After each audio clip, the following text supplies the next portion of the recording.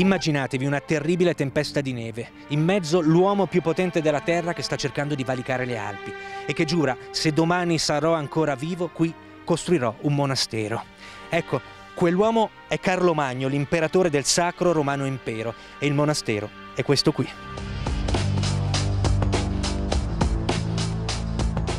La leggenda racconta che Carlo Magno, una volta sconfitto gli eredi longobardi a Pavia, sulla via di ritorno verso la Germania fosse passato per il passo dell'Umbrail. Il passo dell'Umbrail si trova qui vicino alla Val Müstair e che passando di qui si fosse trovato in una tormenta di neve e che avesse pregato per essere salvato e che avesse promesso, nel caso di essere salvato, di costruire una chiesa.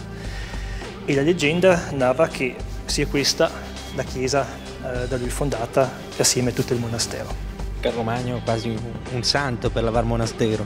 Esatto, qui a Müstair viene venerato come un santo, oggi non più, ma nel Medioevo veniva venerato, non è canonizzato, però c'era un'autorizzazione speciale per il monastero per poter venerare Carlo Magno. È una delle chiese più antiche d'Europa e una delle poche chiese di epoca carolingia dell'VIII secolo ancora in piedi e praticamente poco cambiata, pochissimo cambiata.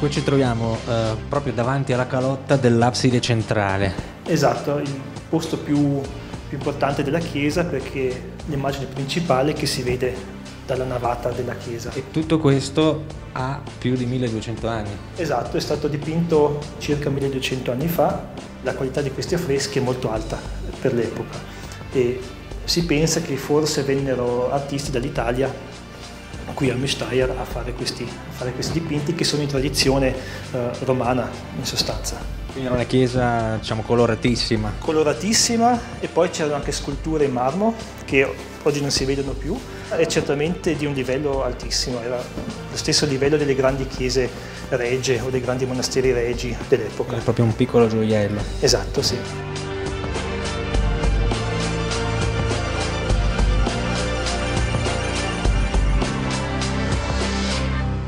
Ecco, ma come mai a Carlo Magno è venuta l'idea di costruire un monastero in questa valle? Sì, la Val Müstair è in vicinanza della Val Venosta e attraverso la Val Venosta passava la via Claudia Augusta che connetteva le città della pianura padana con le città germaniche oltre il Danubio. Quindi oggi la Val Monastero, la valle periferica, ai tempi era, diciamo, il centro dell'Europa. Centro dell'Europa, anche perché i confini odierni all'epoca non esistevano, c'erano altri equilibri politici.